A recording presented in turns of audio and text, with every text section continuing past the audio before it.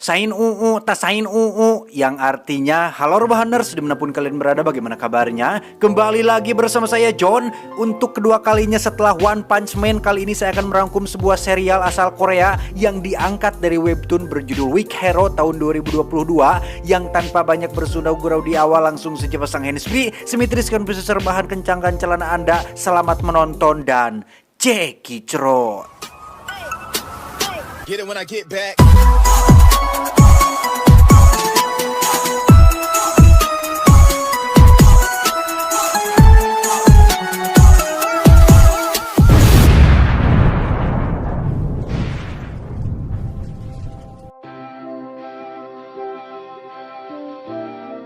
Berlatar di lemburnya Lee Min Ho, kisah akan menceritakan tentang salah satu sekolah SMA di Korea yang di situ ada seorang murid kelas 1 bernama Yoon Si-eun, di mana Si-eun ini bisa dibilang merupakan seseorang yang pintar dalam matematika dan lumayan berprestasi di sekolahnya. Namun jangan kaget apabila wajahnya sangat datar seperti meja DPR dan sangat dingin tanpa menunjukkan ekspresi yang bervariasi.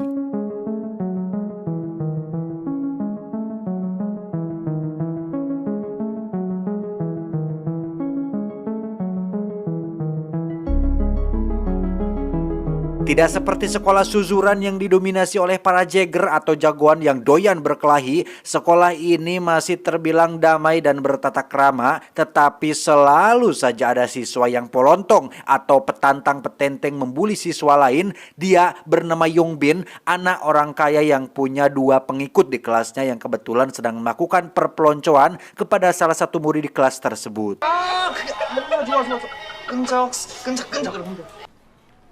존나 고맙지 않냐? Melihat Si-eun yang diam tak terganggu oleh sekitar membuat Yongbin menjadi penasaran dan iseng melemparnya menggunakan sepatu, di mana Si-eun yang berwajah dingin pun menunjukkan respon yang membuat Yongbin menjadi kesal hingga terjadilah momen menegangkan saat Si-eun menatap Yongbin dengan tatapan yang sangat tajam. 야 수호야 안수. Dia bernama Suho, murid yang tak banyak tingkah tapi jago berkelahi dan sering tidur di kelas, di mana murid-murid dari kelas lain ini pun datang untuk membalas dendam atas aksi pemukulan yang dilakukan olehnya, hingga terjadilah pertarungan yang menampilkan seberapa hebat Suho dalam berkelahi.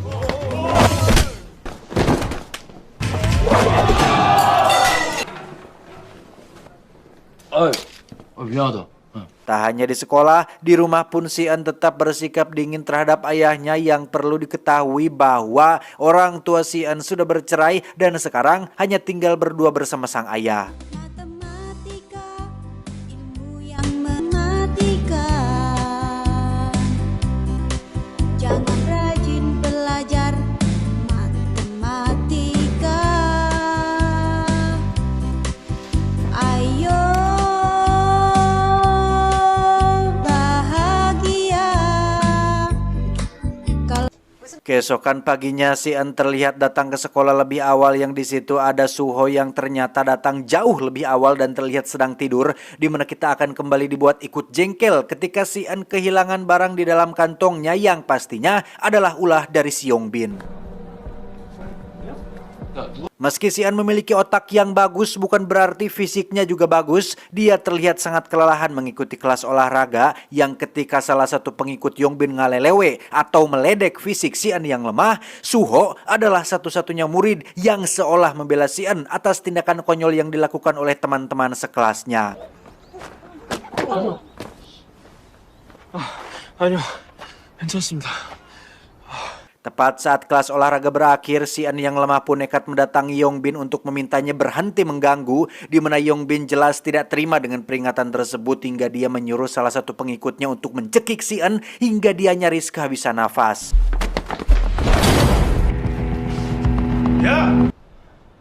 한태우. Sampai sini sudah jelas bahwa Si-eun merupakan satu dari sekian banyak murid yang hanya ingin belajar dengan tenang dan damai, tapi selalu saja mendapat gangguan dari murid-murid toksik yang tidak berguna ini, sehingga apa mau dikata, Si-eun hanya bisa pasrah dengan nasib yang dialaminya saat ini.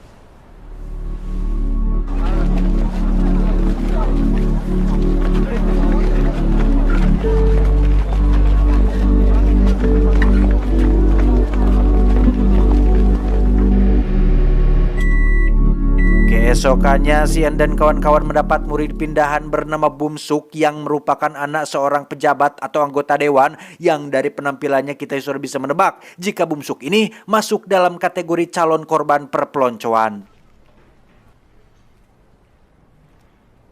Singkat cerita, malam pun tiba. Ketika Sian dan murid rajin lain mengikuti les di luar jam sekolah, Yongbin dan pengikutnya justru malah asyik hiburan di sebuah klub malam, di mana bocil-bocil baru akil balik ini pun sudah bermain-main dengan yang namanya obat-obatan terlarang yang mereka pesan langsung dari seorang pengedar bernama Sok Dae yang merupakan sepupu dari Yongbin sendiri.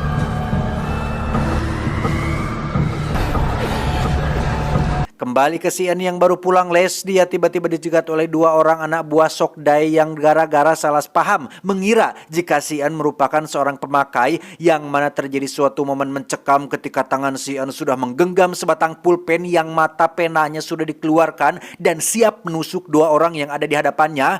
Namun adrenalin itu harus tertunda ketika Sok Dae menyuruh kedua anak buahnya untuk minggir sambil memperingatkan agar mereka lain kali jangan sembarangan dengan seseorang yang tidak dikenal. 저 새끼 너 찍으려고 그랬잖아. Tiba hari yang sangat penting, yaitu tryout atau latihan menjelang ujian. Yongbin yang iri dan dengki pun kembali berulah dengan memanfaatkan si culun Bumsuk dengan memintanya menempelkan obat jenis fentanyl ke leher Sian, yang karena Bumsuk diancam akan dibully seperti di sekolah lamanya, maka dia terpaksa melakukan hal itu demi ketentraman dirinya di sekolah barunya ini. Dan ya, Sian pun mengalami efek pusing, mengantuk, disertai mual yang meskipun fisiknya lemah, namun mentalnya sangat-sangat kuat ketika dirinya memutuskan untuk menampar wajah sendiri agar tetap terjaga selama tryout ini berlangsung. Saat itulah kesabaran Sian akhirnya habis, di mana kita semua yang menonton akan sangat-sangat dibuat syok ketika Sian akan melakukan hal yang tak terduga saat dirinya memanfaatkan ilmu matematikanya untuk menghajar Yongbin beserta dua anak buahnya.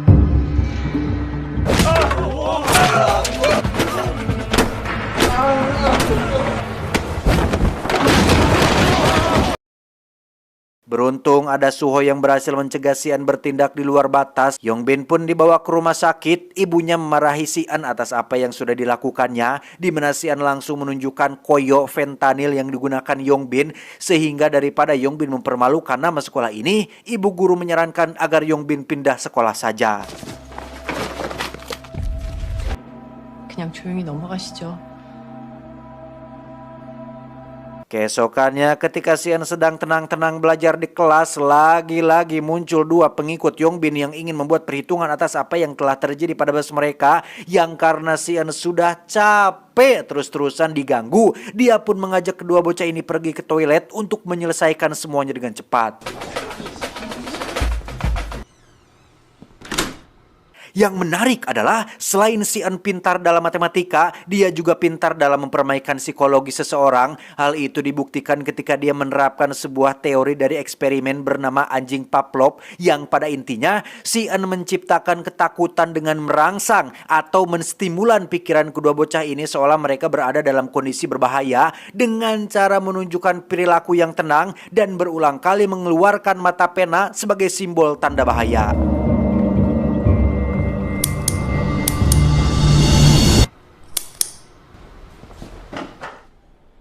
Sementara itu, Yongbin yang tak terima pun menghubungi Seokdu, sepupunya, bahwa dia sehabis dihajar oleh teman kelasnya, di mana Yongbin berani membayar berapapun asalkan Seokdu mau memberi pelajaran pada orang yang sudah membuatnya babak belur. Hubungan persahabatan antara Sian dan Suho pun perlahan mulai tercipta ketika Suho yang seorang pengantar makanan tak sengaja bertemu Sian ketika baru pulang les, yang karena sering datang lebih awal, Sian yang dingin pun menunjukkan sedikit rasa humanisnya ketika dia mengajak Suho untuk makan siang bareng di kantin sekolah.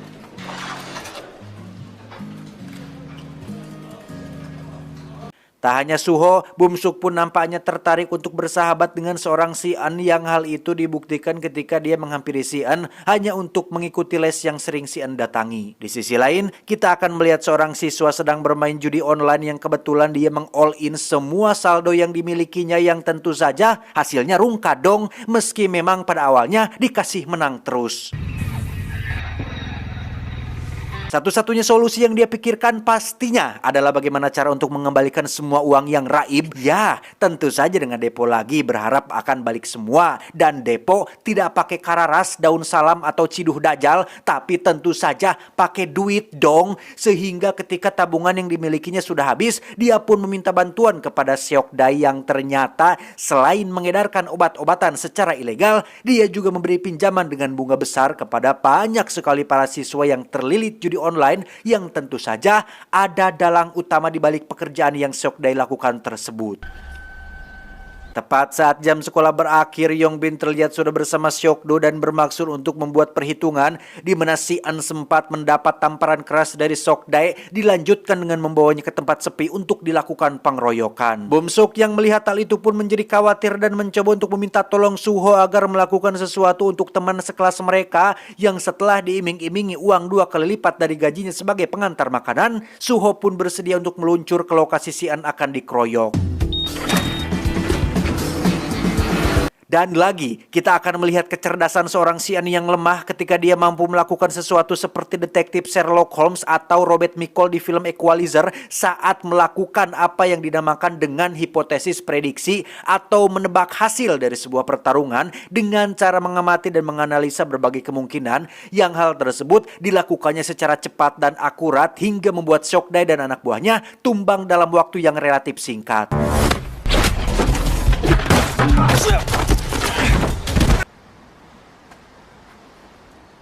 Karena Seokdae memiliki fisik yang baik dan Si-an masih manusia biasa yang bisa salah perhitungan, pada akhirnya Si-an harus rela dikeroyok rame-rame sampai muncul Suho yang langsung membelanya, yang karena Suho pernah mengikuti pelatihan MMA, dia pun mampu memberi perlawanan kepada Seokdo yang memiliki perawakan tinggi besar.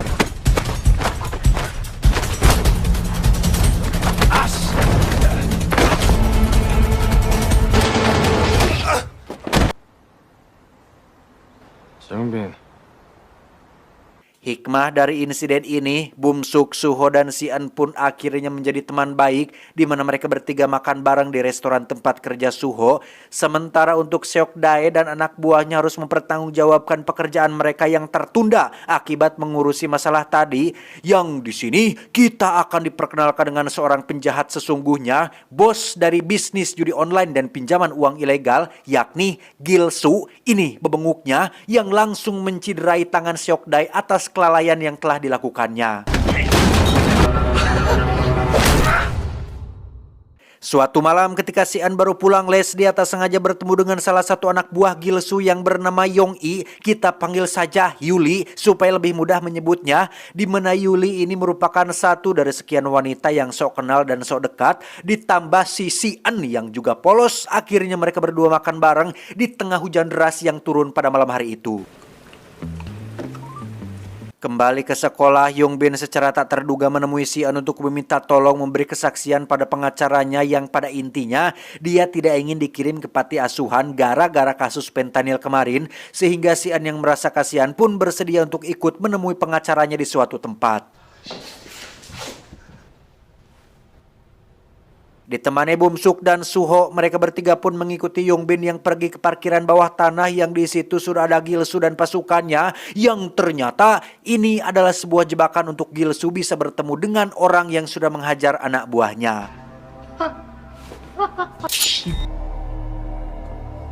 Sebagai penjahat yang menghalalkan segala cara untuk menghasilkan uang, Gil-soo pun meminta mereka menyiapkan 15 juta won atau sekitar 160 juta rupiah dengan alasan untuk ganti rugi atas cedera yang dialami oleh Seokdae, yang padahal kita semua tahu jika cedera tersebut adalah ulah dari si Gil-soo sendiri.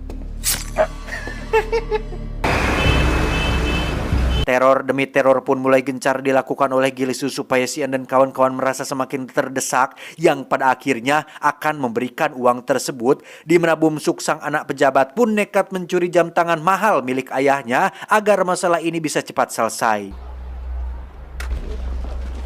Berbeda dengan yang lain, si An yang cerdas pun kembali menemui Yuli untuk mencari tahu segala sesuatu tentang si kriminal Gilsu yang akhirnya diketahui jika Yuli, Seokdae, dan anak-anak yang lain rupanya dipaksa untuk bekerja sebagai pengedar narkoba dan bisnis ilegal lainnya yang pada intinya Gilsu melakukan bisnis terselubung dan terorganisir dengan memanfaatkan para remaja seperti mereka sebagai ante-anteknya. Sampai sini sudah jelas bahwa jikalaupun mereka memberikan 15 juta won tersebut, urusan dengan Gilsu tidak akan selesai sampai situ saja. Karena sekali mereka terlibat dengan Gilsu, maka dia akan menjadi semacam parasit yang akan terus mencari celah untuk bisa menguras habis semua yang mereka miliki. Satu-satunya solusi terbaik untuk saat ini adalah dengan membongkar kejahatan ini ke kepolisian, namun tentu saja dibutuhkan bukti-bukti yang sangat kuat untuk Gilsu bisa dipenjara, yaitu menggunakan dokumen, catatan transaksi, dan file-file penting yang dia simpan di brankas yang berada di markas rahasianya yang karya Yuli tidak tahu di mana lokasi markas rahasia tersebut. Maka Suho memberanikan diri untuk menjadi umpan dengan membiarkan dirinya dibawa oleh Gilsu dan anak buahnya.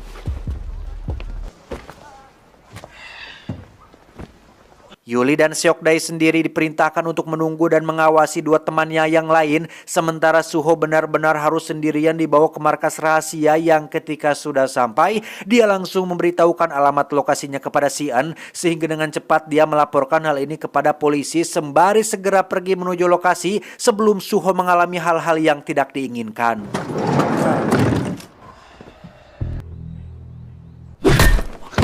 Dan alangkah kejamnya Gilsu ketika dia memukul bocah SMA menggunakan pipa besi, yang pada akhirnya rencana ini pun ketahuan setelah Gilsu melihat langsung percakapan dia dengan si An, sehingga Gilsu segera menyuruh anak buahnya untuk berkemas dan pindahkan semua barang bukti ke tempat persembunyian mereka. Sial bagi Bumsuk yang tiba lebih dulu, dia pun harus ikut ditangkap dan akan dibawa ke tempat persembunyiannya, di mana Gilsu akhirnya menyadari satu hal, bahwa Yuli adalah pengkhianat di kelompoknya, sehingga Gilsu menyuruh Seokdae untuk bawa Yuli ke hadapannya.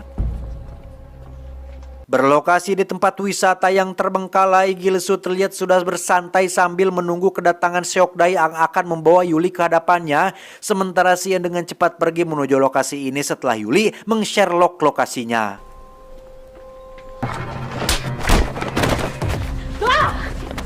Dan lagi, Gilsu pun menghajar Seokdae gara-gara tidak becus mengurus Yuli yang menjadi anak buahnya, di mana Gilsu benar-benar sudah gila ketika dia akan membunuh Suho dan Bumsuk hanya untuk menunjukkan bagaimana caranya menjadi seorang pemimpin. Dan ya, Seokdae yang sudah lama jengkel pun akhirnya berontak dan menantang duel 1 lawan 1 kepada yang menjadi bosnya sendiri, yang karena Gilsu selalu memakai alat dalam setiap pertarungan, Seokdae pun harus terluka dan mengalami kekalahan. Tetapi alih-alih ingin membantu Seokdae, Yuli justru nyaris mati ketika Gilsu mencekiknya dengan satakar kebak alias bebeakan alias habis-habisan, di mana Yuli terselamatkan oleh bunyi sirine mobil polisi bersamaan dengan kemunculan si An yang datang untuk menyelamatkan mereka semua. Setelah Gilsu dan anak buahnya kabur, si An pun dengan cepat menyelamatkan sahabat-sahabatnya. Namun tak lama, Gilsu and the gang pun comeback again setelah mereka mengetahui jika suara sirene mobil polisi tersebut tidak lebih dari berasal dari hanya ponsel milik si An, sehingga terjadilah pertarungan antara si An dan kawan-kawan melawan semua anak buah si Gilsu. Saat si An sedang terpojok itulah muncul polisi beneran yang datang sesuai laporan, namun karena beliau kebetulan sedang berpatroli sendirian, maka Gilsu memanfaatkan satu anak buahnya untuk bisa kabur sendirian dari lokasi tersebut. Berlokasi di dekat wahana air, si An berhasil mengejar Gilsu yang sedang bingung lari kemana lagi, yang entah apa penyebabnya si An tidak menggunakan kemampuan hipotesis prediksinya lagi untuk bisa mengalahkan si Gilsu, sehingga Suho harus ikut membantunya untuk mengalahkan Gilsu yang hanya seorang diri. Pada akhirnya, Suho dan si An berhasil mengalahkan Gilsu dengan kombinasi serangan yang apik, lebih tepatnya jurus keroyokan, di mana Seokdae sendiri membiarkan dirinya ditangkap demi bisa menyelamatkan Yuli yang sudah dianggapnya sebagai adik sendiri.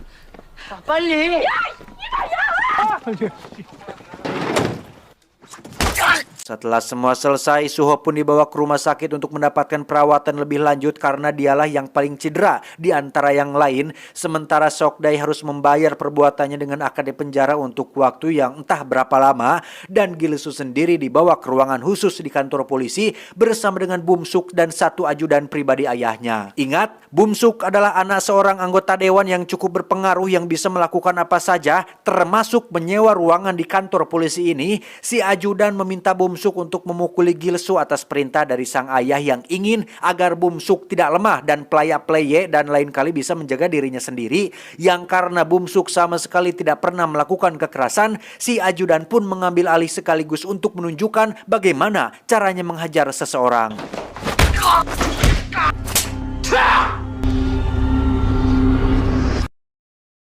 Setelah Suho sedikit pulih dan sahabat mereka tambah satu yaitu Yuli, Bumsuk sendiri harus menghadap sang ayah yang ternyata seorang pejabat yang penuh pencitraan dan suka sekali menyiksa anak sendiri. Tanpa Bumsuk bisa melawan atas apa yang ayah pejabatnya lakukan.